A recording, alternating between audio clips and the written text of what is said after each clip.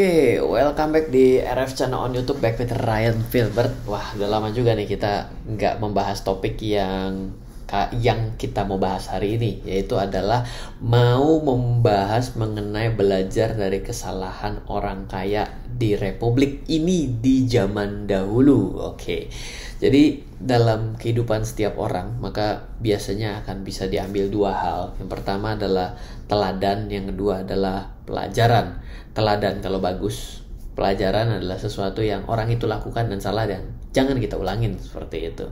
Kenapa jangan ulangin? Karena kita bisa nyobain kesalahan yang lain.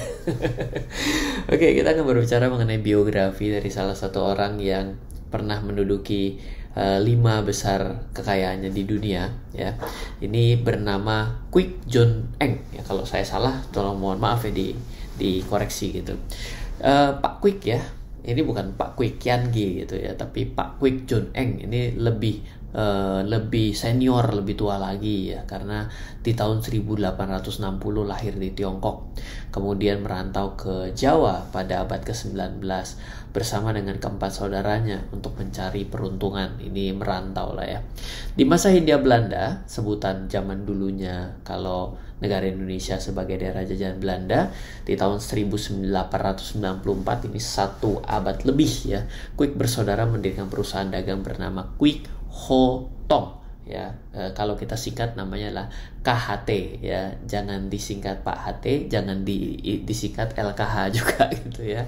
Nah, dari berbagai sumber, KHT ini beroperasi katanya ada di Surakarta, Solo, tempat kelahiran Pak Jokowi, atau di Yogyakarta, manapun tetap aja daerah-daerah situ lah ya. Pada masa pendirian kerajaan bisnisnya, Kwik John Eng ini berdagang hasil bumi.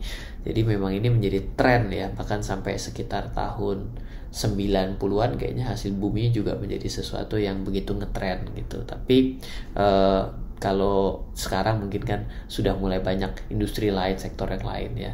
Nah, Pak Kwik John Eng ini memilih untuk fokus berdagang di gula. Gula itu menjadi salah satu yang sangat tenar, sangat kuat ya gitu. Sampai-sampai dia mendapat julukan Raja Gula Jawa ya. Nanti ini juga bisa disatukan dengan cerita orang kaya dari Semarang juga ya. Nah, ekspansinya ini, Kwik ini memang sangat ulet dan cerdas. Sebenarnya berhasil membuat perusahaannya itu sebagai perusahaan terbesar di Hindia Belanda, berinvestasi di banyak perusahaan, bahkan juga dikatakan masuk 5 perusahaan terbesar di dunia pada tahun 1920.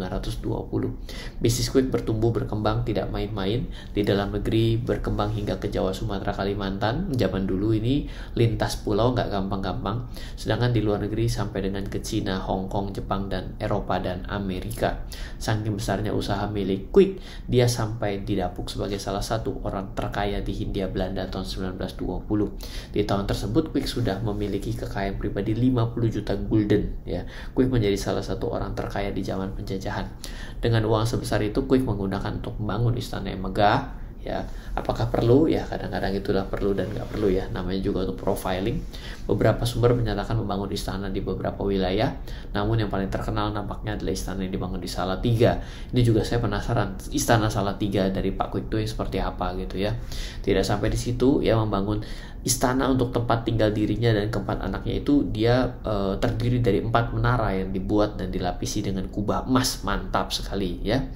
Nah, ini coba deh teman-teman, kalau ada yang bisa dapat tahu mengenai informasi yang mungkin salah, mungkin keliru ya mengenai Kwik ini ya, karena memang literaturnya tidak terlalu banyak. Yang pasti sih katanya di daerah Jawa Tengah, makanya juga daerah Jawa Tengah itu kalau kita pergi ke Semarang itu kerasa sekali bangunan-bangunannya memang banyak orang kaya lama di sana gitu ya. Bukannya butut loh ya, jangan salah nih. Bangunan kayak orang gaya lama itu kan beda dengan gaya modern. Dari sudut arsitekturnya kita bisa lihat, bukan dari bangunannya bobrok atau tidak gitu ya. Oke, nanti kalau ada cerita lain tolong dikabarin. Poin selanjutnya adalah mengenai poin kebangkrutan. Suksesnya Kwik dalam dunia usaha itu sebenarnya bukan keterampilannya karena dia itu jago dagang doang, tapi juga jago berkomunikasi. Jadi memang the art of communication, public speaking, berbicara depan publik ini memang penting sekali untuk bisa mendapatkan sesuatu goal dari bisnis dan lain sebagainya ya. Kalau kita mau presentasi otomatis lebih meyakinkan sama orang yang bisa cas-cis-cus, dianggap lebih ngerti daripada orang yang pinter tapi ngomong untuk menyampaikan dia tidak bisa. Dia juga selain karena pintar itu ya berhasil membuat Bank Sentral Hindia Belanda atau The Javas Bank ya, yang mana itu adalah cikal bakal dari buyutnya Bank Indonesia hari ini yang kita tahu, itu akhirnya menggelontorkan pinjaman juga kepada si Pak Kwik ini gitu ya. Dan juga dia bukan hanya dari dalam negeri tapi juga bisa meminta bank-bank dari luar negeri, misalnya Taiwan, Jepang, dan Inggris untuk menggelontorkan ratusan ribu gulden dari berangkas kepada Kwik sehingga Kwik bisa ekspansi usaha untuk dagang gulanya. Modal yang dari utang ini justru awal mula petaka. Kenapa pada awalnya perusahaan ini sebenarnya di tahun 1930-an itu mulai masuk ke dalam fase resesi atau krisis ekonomi global. Harga gula pun jatuh sama kayak harga saham pun jatuh. Jadi di sini kita juga belajar bahwa di tahun berapapun sebenarnya selalu ada yang namanya resesi, selalu ada yang namanya krisis, dan 1930 itu salah satu krisis yang besar gitu ya. Diceritakan bahwa Kwik berusaha untuk melunasi utangnya dengan yang kesalahan selanjutnya adalah gali lubang dan tutup lubang. Ya, ketika kondisi tidak lagi membaik, utang semakin besar, Kwik mulai terlilit hutang. Karena sudah mulai kesulitan bayar utang, maka seluruh aset dan termasuk istana yang ia bangun berikut lahannya disita oleh Bank Sentral Hindia Belanda. Meski seluruh aset sudah disita, masih ngutang pula 9 juta gulden yang tidak bisa dibayar. Dari punya 50 jadi hutang sisa, hutang 9. Jadi ini minus 9 boleh dibilang. Segala usaha kerajaan bisnis dibangun selama bertahun-tahun oleh Kwik akhirnya berakhir tahun 1935. Proses masa penyitaan aset, Kwik jatuh sakit, sempat dirawat di luar negeri. Akhirnya Kwik John Eng tutup usia atau wafat dalam keadaan bangkrut atau dalam kemiskinan. Ya, ada beberapa hal yang bisa kita pelajari dalam cerita Pak Kwik ini. Terima kasih sekali lagi tentunya kalau kita bisa kembali mengingat dari cerita-cerita seperti ini. Maka yang pertama itu adalah bicara mengenai kadang ketika kita ini terlalu pandai melompat, kadang-kadang kita terlalu sombong ya. Maka ketika kita terlalu pede, maka kita banyak melakukan tindakan spekulatif.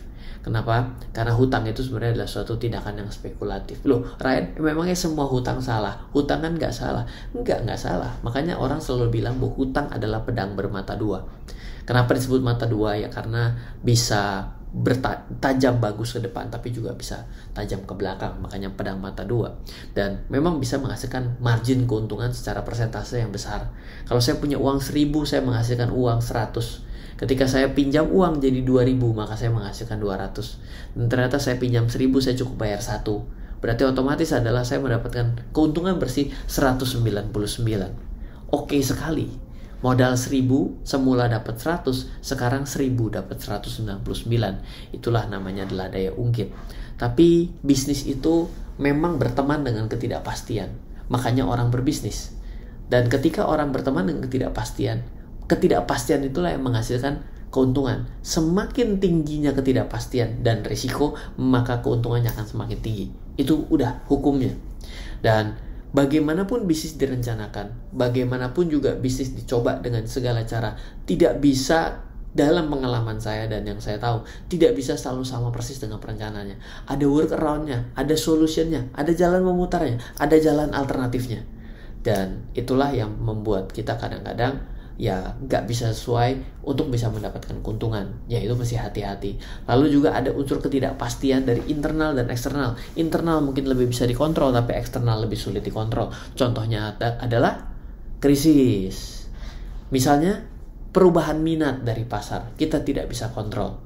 Ya, kita juga dengar belakangan ini Kodak bangkrut karena tidak mau mendengarkan internalnya terkait dengan inovasi.